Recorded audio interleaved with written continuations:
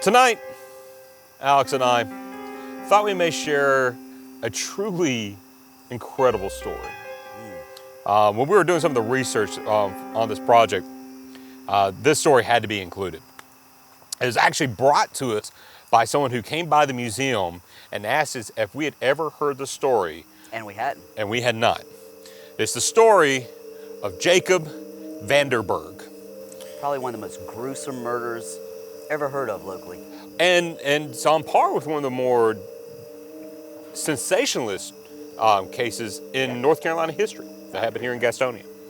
So in 1928, there was the family of the Vanderburgs living actually on Vanderburg Road, right outside, about 3 miles at that point in time, 3 miles outside of Gastonia.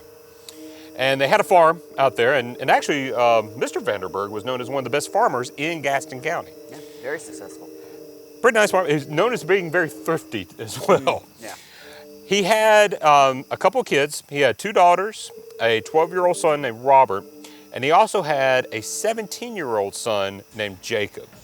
And Jacob was a very imposing figure. He was over 6 feet tall and weighed over 250 pounds as a 17-year-old. Big boy. Big boy. Big boy. On a night in that year, he came knocking on the door of their neighbor and roused them up in the middle of the night and said that his house was on fire and that his family was dead. The neighbor immediately went and started getting dressed and ran back up to the house and then found it actually in flames. And Jacob was sitting on the road wearing his father's suit, having 2 bags, one a hat box of his sister's and a suitcase of his father's, holding a shotgun with the family dog at his legs. Wow. While the house was engulfed in flames. The neighbor began to immediately try to put the fire out. As far as I know, Jacob just sat just right there on the side of the road. In shock. Possibly. And this aroused other neighbors to come. Fire brigade began trying to put out the fire, and they did see what looked like bodies inside the building.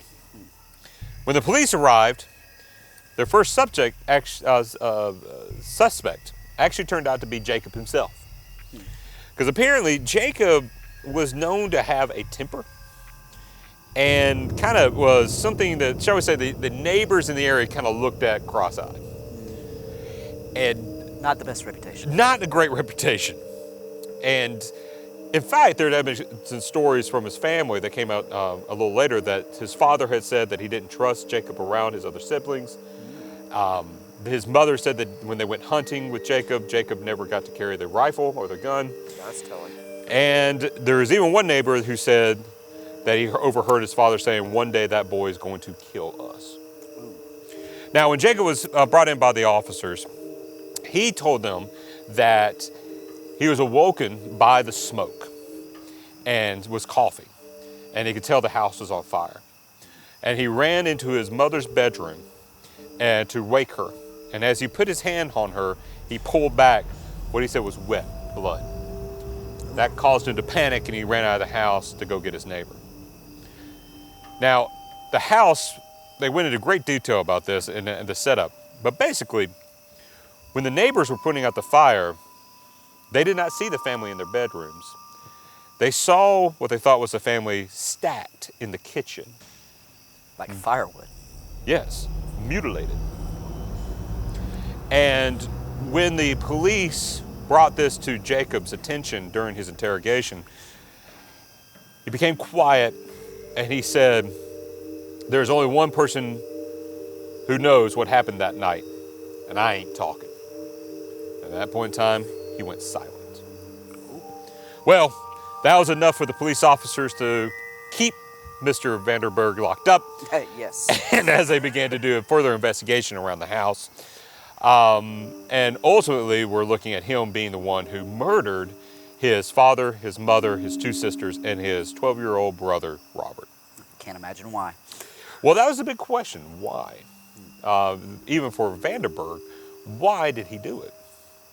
And that was a tough answer as they were going through the trial, because while they went through the trial, there were several witnesses that came up and had testified about the nature of Jake, which is what they called Jacob, and him just being this odd, troublesome youth.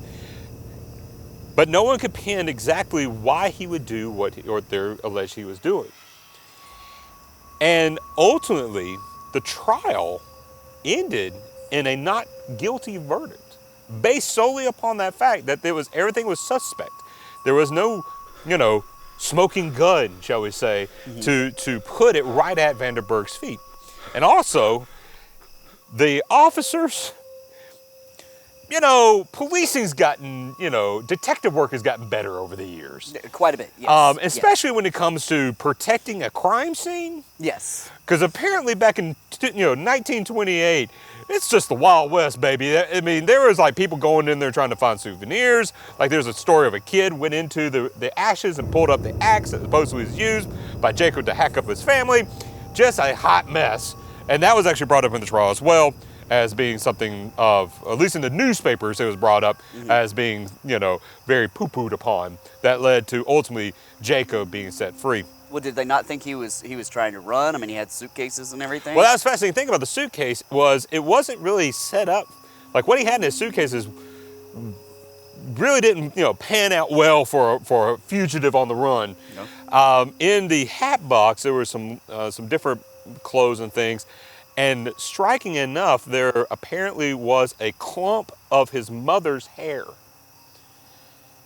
And it was just kind of passed on as like something that he had in remembrance of his mother. He scalped Mama? He scalped Mama. And that was just like, oh, well, okay. And he had these 2 big jars of coins.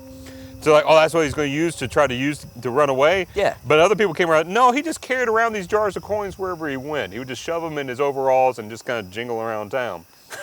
So it is striking because we don't know really what he did. And there was even other evidence of Priscilla, one of his sisters that was murdered. She had actually had letters. Letters were found that were from the other family members talking about how rough it was at home and how scary it was at home, and that they're giving us hell here. They called it the hell letter. And it kind of pointed towards Jacob, that Jacob was unsound, that Jacob was troubled. There's even one account where they're talking about that he had fallen and had gotten his leg hurt on the side of an iron pot, and he was never the same after that. Just these extraordinary statements, but the jury just said none of it pointed directly towards Jacob being the murderer. So what happened to Jacob? Well, he ended up leaving first to go to Richmond to an insane asylum, where an alienist by the name of Dr. Hall treated him for his condition. Which, by the way, it was striking during the court trial because he would just sit there while they're talking about this gruesome murder, describing what was on Jacob or how the family's bodies were found, just really gruesome stuff. Jacob just sat there stone cold silent, flipping through a newspaper while they talked about it, the murder of his family. So he went up there to be with Dr. Hall for a little while, and about a year later, he shows up in High Point, and then again, he's in Hickory where the Vanderburg family is from, or the Mrs. Vanderburg's family was from. And ultimately, he ends up going back to the same piece of property where the murders had taken place and lived in a small shack on that property. I assume he inherited it all. Far as we know, he did. There was no other living heir to that property, so it went directly to Jacob. Jacob did get married. There was a woman willing to marry him. Willing to marry old Jake. But shocking, the relationship did not last. They became estranged. Can't imagine why. I don't know. I'm sure there's some good reasons that she walked away from that particular marital bliss. They were still working at the same mill there in Gastonia, but Jacob just was living in this shack on the old family farm. And in the early 1940s, a person was coming to collect a bill, was going up to the shack and actually found Jacob dead from a self-inflicted gunshot wound to the head. Wow. blown half his head off, and was laying in his bed, dead. He was buried in Armstrong Cemetery in an unmarked grave. And Near the rest of the family? no, the rest of the family was buried up in Hickory, along with Mrs. Vanderburg's family, and graves up there. What's fascinating about the story is it was covered extensively by the press here in North Carolina, sensationally covered by the press, and was greatly watched throughout the trial and ultimately the end of the trial. Though he was not found guilty, he was, in the eyes of the law, he was definitely found guilty in the eyes of Gastonians, and was pretty much, left alone and avoided.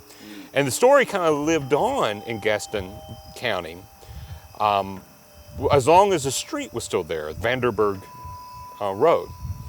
But in the 1950s, people who lived on that street got sick and tired of having people coming up and saying, that's where the murder took place.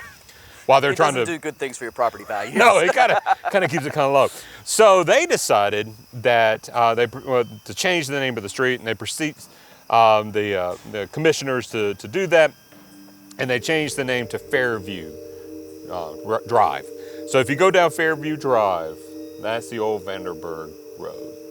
And I think that has a lot to do with the lost memory of this story by many, is that all elements that could point towards it are gone.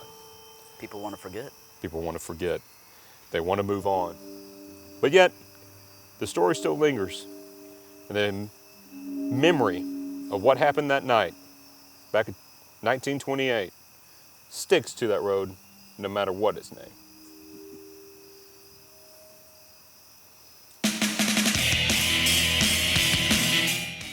What we call this thing? Is it called Campfire Stories? Sing this song, doo-dah, doo-dah? Campfire Tales now. The official name.